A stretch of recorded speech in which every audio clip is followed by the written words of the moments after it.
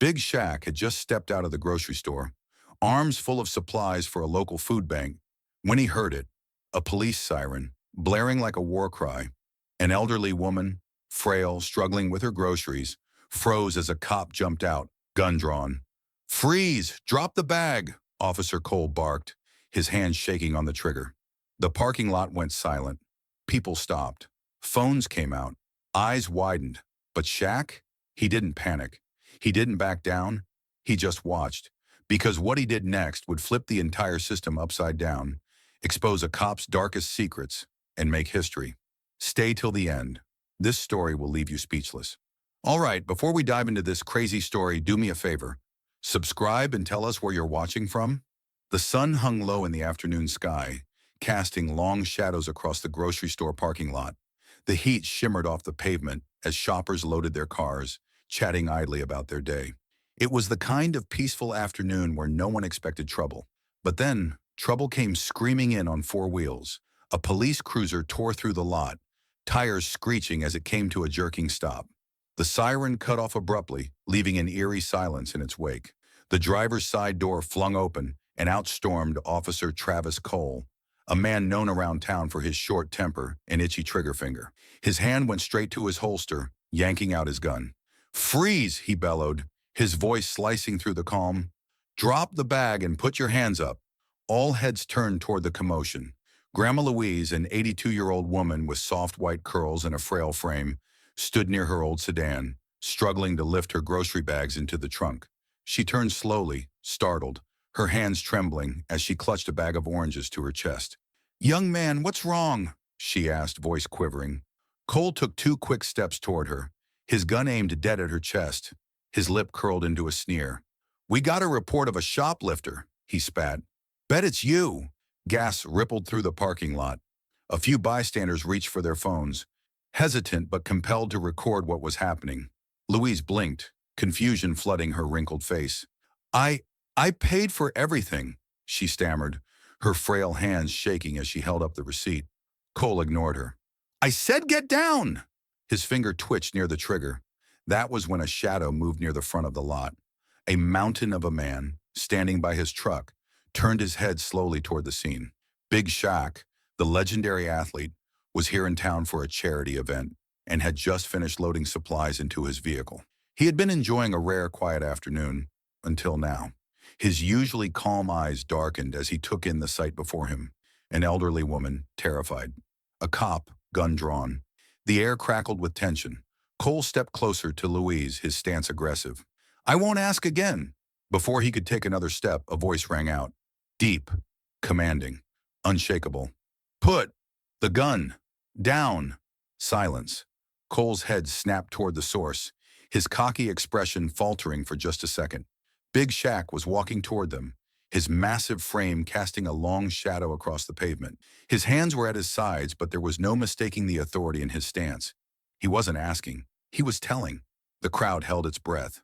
Would Cole back down, or would he make the biggest mistake of his life? The tension in the parking lot thickened like a storm cloud, heavy and electric. Every pair of eyes was locked on the unfolding standoff between Officer Cole and Big Shaq.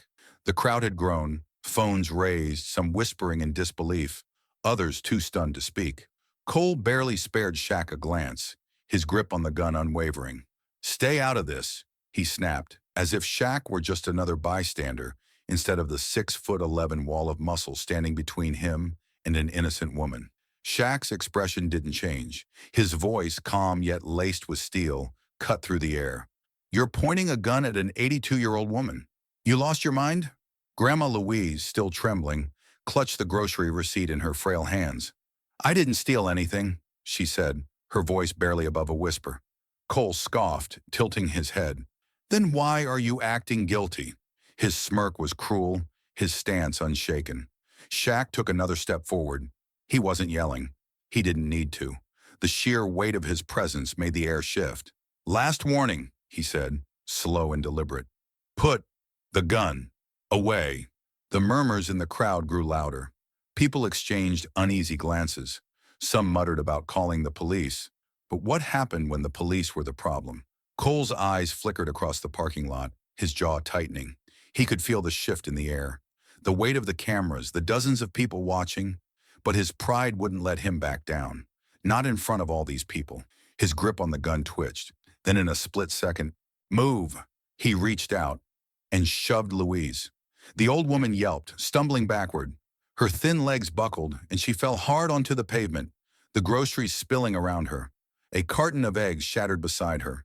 The receipt she had been gripping fluttered to the ground. Gasps rang out.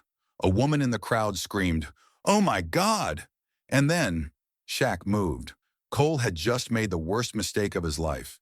Grandma Louise hit the pavement with a pained gasp, her frail body crumpling beneath her own weight as she struggled to catch herself.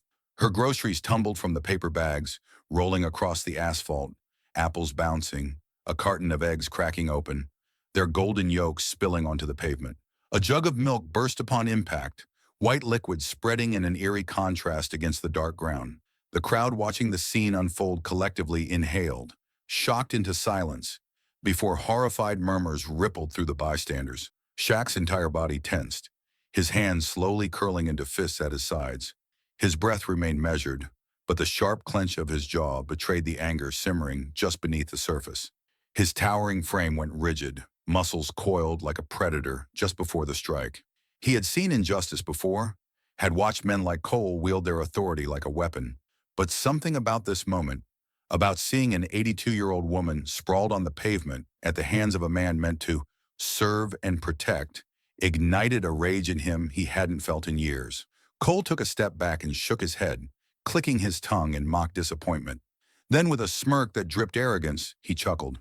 "Should have complied," he muttered under his breath, as if that justified his actions. Shaq moved without hesitation, stepping forward until his imposing shadow completely engulfed the officer. The shift in energy was immediate. The air, once buzzing with uncertainty, thickened into something weightier, something almost suffocating.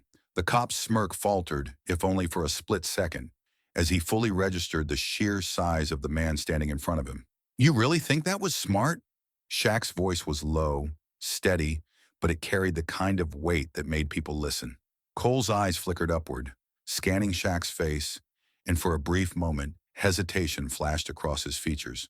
But his pride, his deep-seated need to maintain dominance, overpowered his better judgment. He forced a smug expression back into place, tilting his chin up defiantly. "Back up, big guy. This ain't your problem." Shaq didn't move. He didn't blink. His dark eyes bore into Cole's with an intensity that made the younger officer's fingers twitch toward his belt, where his taser rested. "Oh, it's my problem now," Shaq said, his tone sharp as a blade. A voice from the crowd suddenly broke through the tension. "That's Big Shaq!" a young man exclaimed, his voice carrying over the sea of murmurs. "Dude, you just messed up!"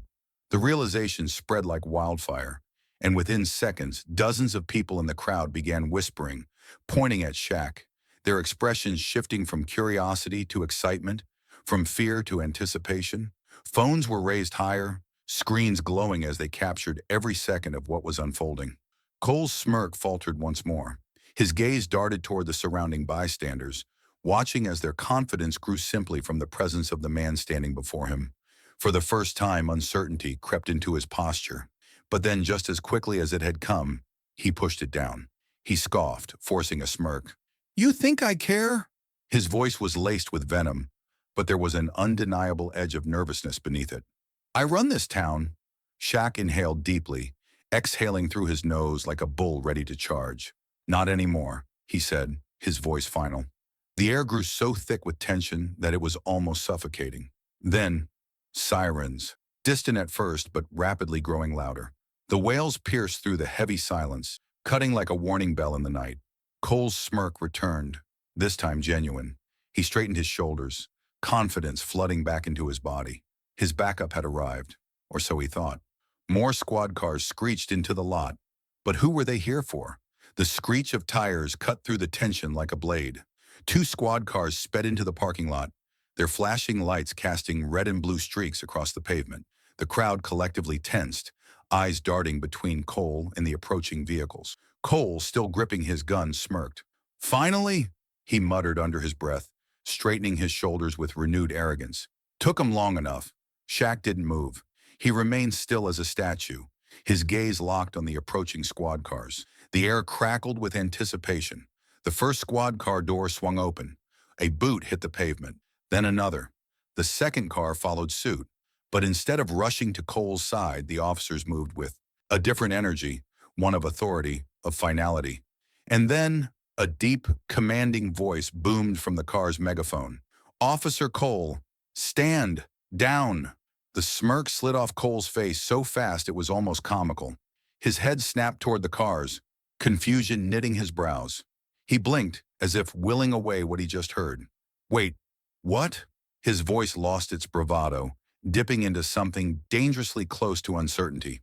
The driver's door of the second car opened, and a figure stepped out. The moment the crowd recognized him, whispers erupted like wildfire. The chief of police. Chief Anderson was a no-nonsense man, built like a linebacker despite his graying hair. His uniform was crisp, his expression thunderous. He didn't walk, he stormed, straight toward Cole. Cole's confidence cracked. "Chief, I was just—" But Anderson didn't even glance at him. He walked right past, crouching beside Grandma Louise, his face lined with concern. "Ma'am, are you all right?" His voice softened, a stark contrast to the steel he had shown just moments ago. Louise winced as she sat up, supported by a bystander. "My hip," she murmured, her frail hands shaking. Anderson's jaw tightened. He turned his head slowly toward Cole, and the fury in his eyes made even the most seasoned officers flinch. "You put your hands on an elderly woman?" His voice was deathly quiet, but somehow more terrifying than if he had shouted. Cole's mouth opened and closed like a fish gasping for air. His usual cockiness evaporated under the weight of Anderson's stare. "Chief, she was resisting. I thought—" "She's 82 years old," Anderson cut him off, his voice rising. "Resisting what, Cole?" "Walking to her car, holding her groceries." The crowd murmured, emboldened by the chief's anger. Someone yelled, "Yeah, explain that, Cole." Another added, "Fire his ass." Cole's hands twitched. He glanced at Shaq, then back at the chief. He was looking for a way out, but there wasn't one. Anderson straightened, adjusting his badge. Then, with deliberate, unforgiving words, he spoke the sentence that sealed Cole's fate. "You're done!" The crowd erupts. Justice is finally coming. But what happens next shocks everyone. Cole's smirk wavered, but he forced it back, chuckling nervously as if this were all some kind of misunderstanding.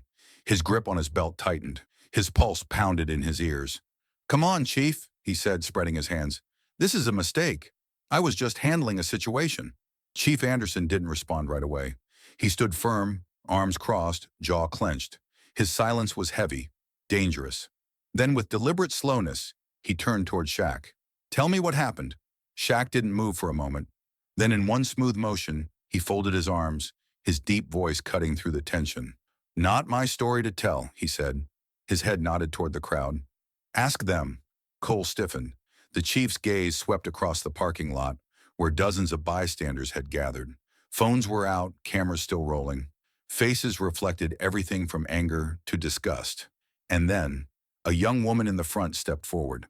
"I got the whole thing on video," she said, her voice steady, despite the tremor of emotion beneath it. Another man raised his phone. "So do I." He shoved an old lady to the ground. No hesitation. A murmur rippled through the crowd as more people nodded, holding up their devices. The glow of phone screens flickered across the pavement like fireflies, each one holding evidence of Cole's downfall. The color drained from Cole's face. The chief exhaled sharply through his nose, nostrils flaring. "Play it." The first video started.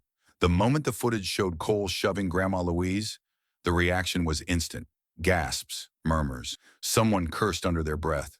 A sharp intake of breath from an older woman. Cole's own voice crackled through the speaker. "I said, get down!" Then Louise's frail body hitting the pavement. The sickening thud. The cry of pain. The chief's eyes darkened. Cole's fingers twitched at his sides. His mouth opened, but no words came. "Want another angle?" A teenager near the back stepped forward, pressing play on his own phone. The screen showed Cole's sneer, the cocky way he held his gun. Another recording picked up his chuckle, that disgusting laugh after Louise had hit the ground. And then came the final nail in the coffin. A man's voice in the crowd said, "Hey, I know that cop." Ain't this the same guy who got caught harassing that black kid last year? Another voice confirmed it. Yeah, and they let him off with a warning. The tension in the air shifted. This wasn't just about today anymore. This was about a pattern, a history, and now finally justice was catching up. Cole's breathing turned shallow. He shook his head. This, this is being taken out of context. He pointed wildly at the crowd. You think a bunch of grainy videos prove anything? The chief cut him off. They prove enough. His voice was cold, final. Cole's heart pounded against his ribs. He had never felt powerless before, but now he was drowning. The chief reaches for his radio. Internal Affairs needs to see this. Now. The internet doesn't sleep, and neither does justice. Within minutes of the videos hitting social media, the reaction was explosive. Comments flooded in by the thousands, then the millions. Twitter, Instagram, Facebook, every platform was ablaze. The clip of Officer Cole shoving Grandma Louise played on repeat, overlaid with captions like, "This man just assaulted an elderly woman. How is this even real? Protect our seniors. Fire this cop now." Then the hashtag started. Justice for Louise skyrocketed to the #1 trend worldwide. Right behind it, fire Cole now. Cole's face was everywhere. Screenshots from the footage, slowed down replays, zoomed in stills of his sneer, his arrogance. His name wasn't just being dragged, it was being burned alive. Major news outlets picked up the story at record speed. Reporters called for statements, activists demanded action. Celebrities retweeted the footage, even politicians weighed in. And then, the biggest blow came. A well-known investigative journalist dug into Cole's past. Within an hour, new evidence surfaced. Officer Travis Cole has a history of excessive force complaints. Multiple citizens have filed reports, but no disciplinary action was taken. Is this the first time he's been caught, or just the first time he's being held accountable? The shift was undeniable. This wasn't just a viral moment. This was a reckoning. Cole, still standing in the parking lot, could feel the weight of it all pressing down on him. His hands trembled as he reached for his phone. He needed to shut this down. Damage control. A statement. Something to get ahead of this before it was too late. But when he unlocked his screen, his stomach dropped. Hundreds of missed calls. His email inbox flooded. Voicemails stacked. His own police department had released a statement. Officer Travis Cole has been placed on immediate suspension, pending investigation. His fingers were ice cold as he scrolled. It wasn't just his department turning on him. His own so-called friends had gone silent. Other officers weren't rushing to defend him. They were watching, waiting, distancing themselves from the storm. And then, his phone buzzed again. Unknown number. He answered with a shaky breath. "Hello?" A deep, measured voice spoke on the other end. His lawyer. "Travis," the voice said, calm but firm. "We have a big problem." Cole swallows hard as his lawyer continues. "They're coming after everything." Officer Travis Cole had always believed he was untouchable, but the internet had a way of digging up skeletons, and his closet was full of them.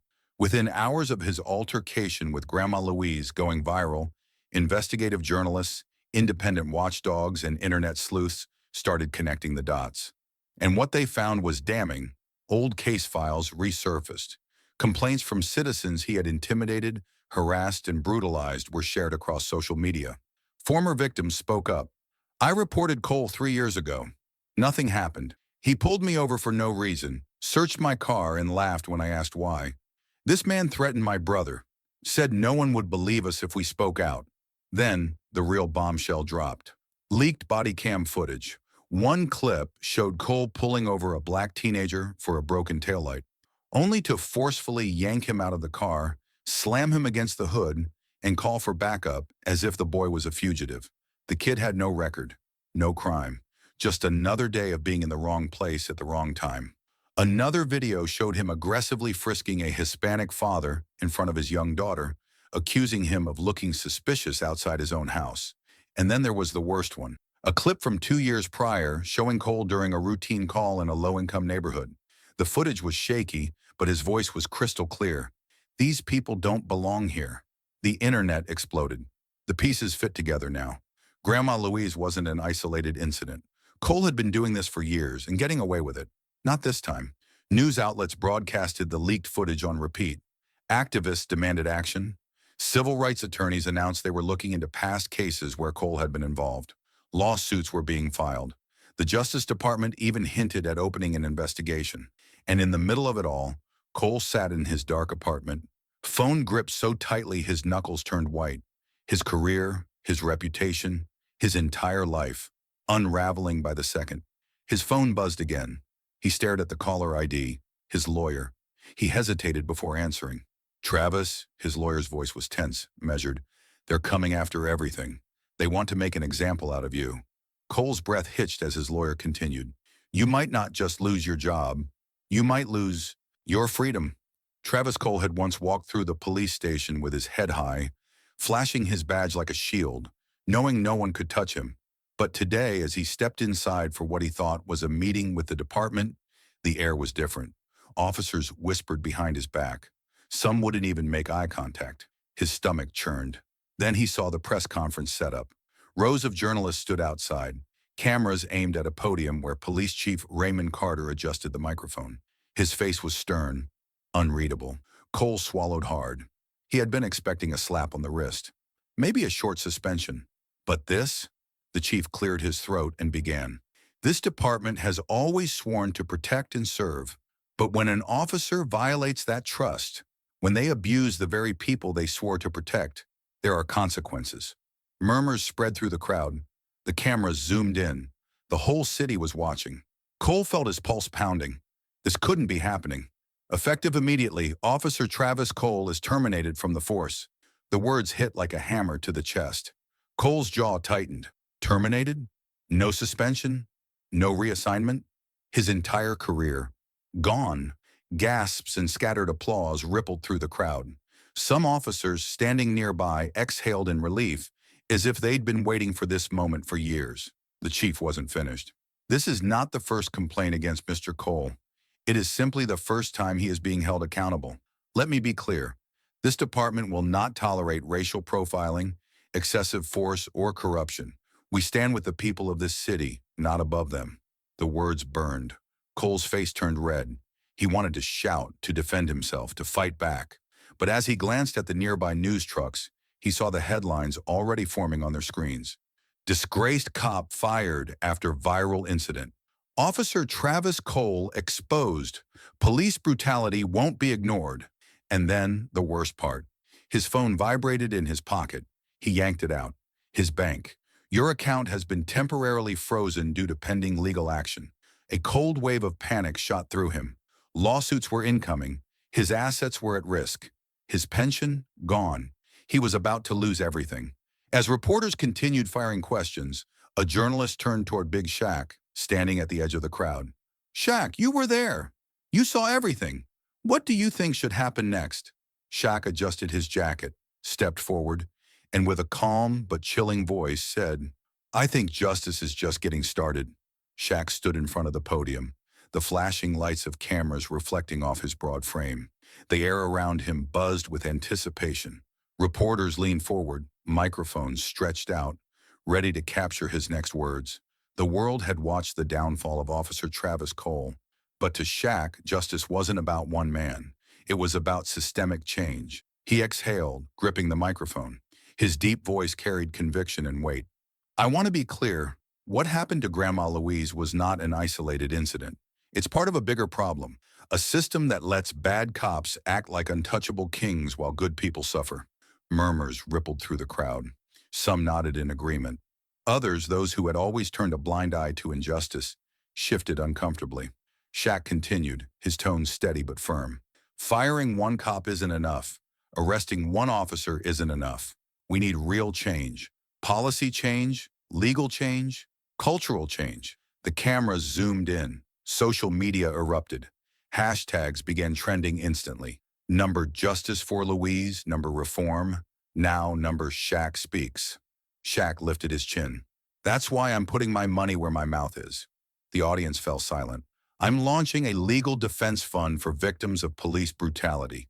If you've been wrongfully arrested, harassed, or assaulted by bad cops, you'll have a team of top-tier lawyers fighting for you, on my dime. Gasps echoed. Then, applause. This wasn't just a statement. It was a power move. Reporters scrambled to update their headlines. Big Shaq declares war on corrupt cops. Shaq's legal fund, a game changer for justice. A reporter raised a hand. Shaq, this is huge. But what about Travis Cole? Shaq's jaw tightened. He had nothing left to say about that man. Instead, he reached into his jacket, pulled out a white envelope, and held it up. I'll let this do the talking. The crowd murmured, confused. Then, a process server appeared behind Travis Cole's front door. Knock, knock. Cole, sitting in his darkened, messy apartment, barely looked up. His life had fallen apart. No job, no pension, no support. He had spent the last few days hiding, hoping the media frenzy would die down. It didn't. Another knock. Louder this time. Sighing, he got up and yanked the door open.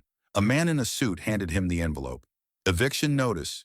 You've got 7 days to vacate. Cole's stomach dropped. His last safety net? Gone. As Cole slammed the door, his TV flickered on. The news anchor's voice echoed through the room. Big Shaq just changed the game forever. Travis Cole sat in his car, gripping the steering wheel so tightly his knuckles turned white. His once pristine police uniform was long gone, replaced with a wrinkled t-shirt and jeans that reeked of sweat. His apartment? Evicted. His bank accounts? Frozen. His so-called friends? Gone. Cole had once strutted through town like he owned it. Now every step he took felt like he was walking through a battlefield, surrounded by enemies. As he sat outside his estranged brother's house, he stared at the front door, debating if he should knock. He had nowhere else to go. No family, no allies, no future. He inhaled sharply, got out, and walked up the steps. He knocked. Silence. Then, the door cracked open. His younger brother, Jake, stood there, arms crossed, face cold. "What do you want?" Jake's voice was flat. Cole forced a smirk. "Come on, man. You see the news? They're dragging my name through the mud. I just need a place to crash for a few nights." Jake didn't blink. "You mean like all those innocent people you harassed? Like Grandma Louise?" Cole flinched. "That old lady was resisting." Jake slammed the door in his face. Cole stood there, stunned. His own blood had turned on him. As he turned back to his car, he noticed a group of people watching him from across the street. Their faces weren't angry. They were disgusted. A woman pulled her child closer, as if Cole was a disease she wanted to protect her kid from. Then he heard it. "Hey, isn't that Travis Cole?" A man pulled out his phone, recording. Another one sneered, "How's it feel, tough guy?" No badge, no gun, just another nobody. Cole sped off, heart pounding. He had never felt this before. Powerless. The church was packed. Grandma Louise stood at the podium, a warm yet determined smile on her face. The bruises from that day had faded, but the impact of Cole's actions hadn't. "We all have a choice," she said, her voice steady, "to use power to help people or to hurt them. And when we let hate control us, we lose everything, just like Cole did." The crowd applauded. Even Shaq, sitting in the front row, nodded in respect. But as the applause died down, Shaq's expression turned unreadable. He pulled out his phone. One last move. The crowd watched as Shaq sent a message. Seconds later, his phone pinged. A smirk spread across his face. Travis Cole's life was about to change in a way no one expected. Travis Cole stood outside the community center, sweat dripping down his back. His hands clenched into fists as he stared at the sign above the entrance. Hope Outreach, serving the community since 1998. The irony stung. Just weeks ago, he had been a cop, barking orders, throwing his weight around, treating people like dirt. Now, he was just another man in an orange vest, forced to clean the streets and serve food to the very people he once harassed. A group of volunteers stood by the entrance, whispering. He caught glimpses of their faces. Some of them recognized him. Some had even been on the receiving end of his abuse. One man, a tall construction worker with rough hands and tired eyes, smirked. "Well, well, look who's here." Cole ignored him and stepped inside. The air smelled like fresh bread and coffee, a stark contrast to the tension in the room. At the serving station, he spotted an elderly woman ladling soup into bowls, Grandma Louise. His stomach twisted. She turned, locking eyes with him. Her face didn't show anger, just something worse, disappointment. "You look different without your badge," she said simply. Cole swallowed hard, unable to respond. A supervisor clapped his hands, drawing everyone's attention. "All right, New volunteers, grab a station. And you, he pointed at Cole, you're on cleanup duty. Cole gritted his teeth. He wanted to protest, to say he didn't belong here, but he had no choice. For the next 3 hours, he scrubbed tables, mopped floors, and collected trash while the people he once oppressed thrived around him. Every conversation he overheard, every smile exchanged, made him feel smaller. At one point, a little girl ran past him, laughing. Her father, a man Cole had arrested years ago for no real reason, smiled warmly at her. The scene made something tighten in his chest. Was this what he had tried to take from people? Simple happiness? He exhaled and dumped another load of trash into the bin. Outside, Shaq leaned against his car, watching. He saw the hesitation in Cole's movements, the way he avoided eye contact, the weight on his shoulders. Shaq didn't believe in revenge, but he did believe in lessons. And this was the ultimate one. Cole wiped sweat from his brow, glancing up. For the first time in his life, he realized he wasn't the man in charge anymore. He never really had been. The video of Big Shaq standing up to Officer Cole had become one of the most watched moments of the year. News anchors dissected every second of the footage, commentators praised Shaq's restraint, and social media exploded with hashtags like number Justice for Louise and number Power in Action. But this wasn't just about going viral. This was about change. Grandma Louise, once just another elderly woman ignored by the system, had become a symbol of resilience. She stood at a podium, addressing a packed community center. Cameras flashed, and reporters jotted down notes as she spoke. I don't hold hate in my heart, she said, her voice calm but firm. But I do believe in justice. No one, no matter how old, how poor, or what color they are, should be treated like I was that day. The crowd erupted in applause. Shaq stood off to the side, arms crossed, watching with quiet pride. This was why he had stepped in. Not for views, not for attention, but for moments like this. Officer Cole, on the other hand, had vanished from the public eye. His career was over, his reputation destroyed. While others moved forward, he was stuck in the consequences of his own actions. Shaq wasn't interested in revenge. He was interested in progress. And that's exactly what he ensured. With the funds raised from his viral moment, Shaq helped establish a legal aid program for victims of police misconduct. He didn't just fight back, he built something lasting. The final scene was simple but powerful. A young man walked into the newly established Louise Justice Center. He looked nervous, gripping a folder of legal documents. A receptionist smiled warmly. How can we help? She asked. The young man hesitated, then exhaled. I think I finally have a chance. Outside, a mural had been painted on the wall. It was a towering image of Shaq standing between Louise and Cole, his stance unshaken. Beneath it, 4 words were written in bold letters. Power isn't force, it's action. The video of Shaq stepping in became one of the most iconic moments of the decade. Proof that when you stand for what's right, the world listens.